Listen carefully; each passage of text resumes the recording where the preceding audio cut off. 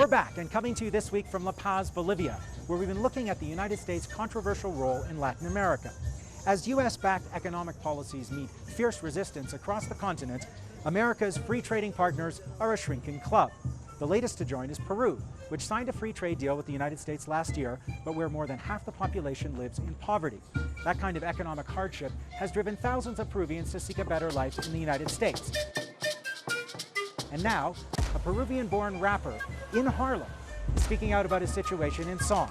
His name is Immortal Technique. Immortal Technique. And here is his story in his words. You know what it is.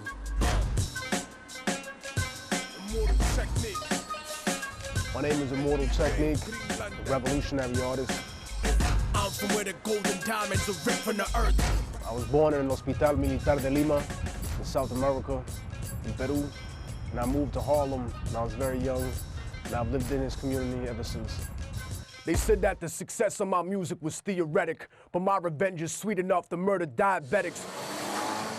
During the 70s and 80s, there was an influx of violence and a practical civil war that existed in Latin America based on two polarizing forces. Blacker than back in the days of the tar and feathering, a cancerous endocrine, the eagle-ass American. Authoritarian military dictatorships that were set up by the USA and communist insurgencies that were funded by Russia, or whether they were aided by China, or whether they were just peasant struggles.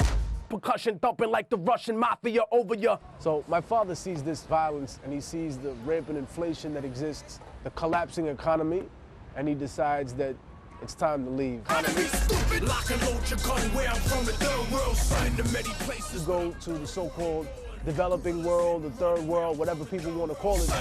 The only way that we could be successful to the eyes of superpowers is if we privatize everything, you know? We'll sell you the water, we'll sell you the communications, the transportation industry, our diamond or oil. Everything that we have is now owned by you. And when people do things for you like that, they don't just control your resource, they control you as an individual.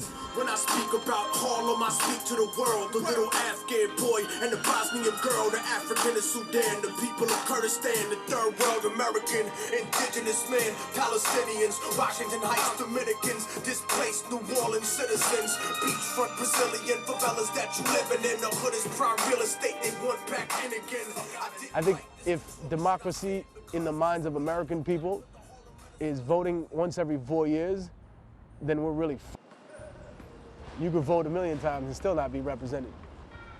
There's a movie about a slave called Kunta Kinte, where they say, no, your name's not Kunta Kinte, it's Toby, and they whip him till he says, no, my name's Toby. Barack Obama, the press puts him through these horrible Toby moments where he has to deny his own people, where he has to reject Pastor Jeremiah Wright. But even they know what it's like when you fighting for Svoboda, whether Slavic or Islamic, Baka, gin tonic, drunken fantasies are cool, son, but here's the grim logic. John McCain is the only Republican to not come out and publicly denounce the Latin American immigrants in America. He understands that Latinos are very machista, you know what I mean? They can appreciate a war hero. Latino people have fought for this country for years and years and years and years. World War I.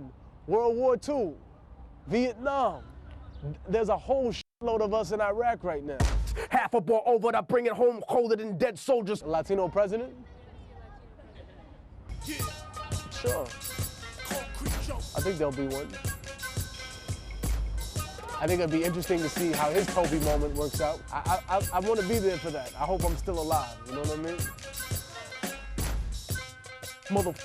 Immortal Technique, Harlem, New York, you know what it is.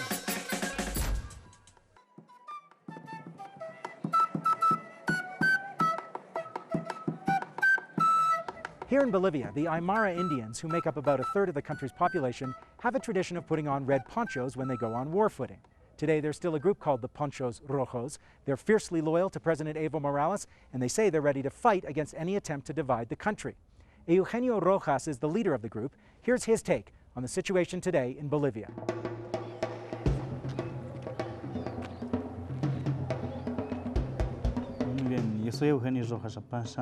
My name is Eugenio Rojas. I come from Achacachi on the outskirts of La Paz.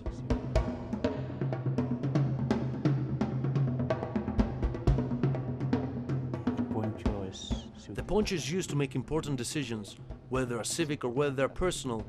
It can be worn as an act of protest or to help solve people's problems. It's a symbol that means you're a step above the rest. Why red? We don't really know why. It's always been red. For me, red means authority. Al presidente lo insultan un indio ignorante. In some places they call us ignorant.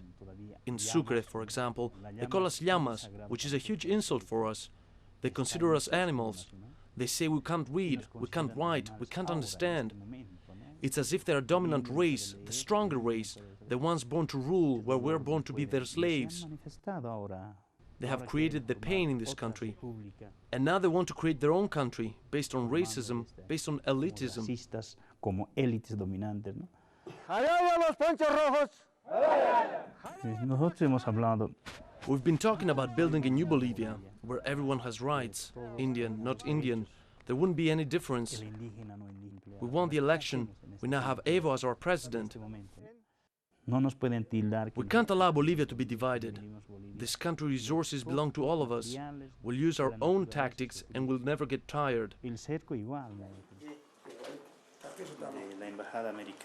The Americans have always intervened in this part of the world. They have a lot of experience supporting military regimes. Right now, I don't think they have a lot of leverage to tell us what to do. Their authority has been undermined. So it's not their place to say anything about what's happening in Santa Cruz.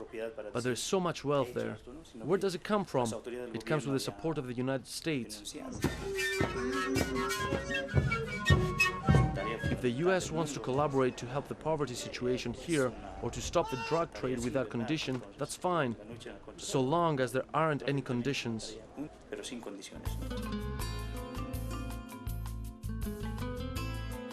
That's all the time we have for this week's edition of Inside USA from La Paz, Bolivia. Until next time, so long.